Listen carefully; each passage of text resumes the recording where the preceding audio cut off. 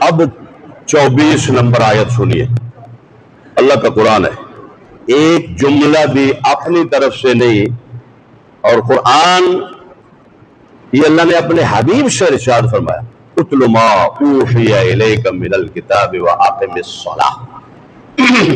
قیامت تک اس کی تبلیغ علماء پر ضروری ہے، فرض ہے۔ کیوں؟ علماء حقہ انبیاء علیہ السلام کی جانشین ہے۔ امام الانبیاء جناب حضرت محمد مصطفیٰ صلی اللہ علیہ وآلہ وسلم نے ارشاد فرمایا، انا خاتم النبیین لا نبی بعدی، مجھ پر نبوت ختم ہے، میرے بعد کوئی نبی نہیں آئے گا۔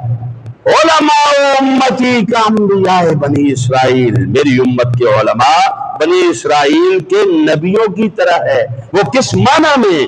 اس معنی میں کہ یہ جو تبلیغ کا سلسلہ ہے نا، دین محمدی کی تبلیغ کا، اسلام کا یہ سلسلہ، یہ قیامت تک جاری و ساری رہے گا۔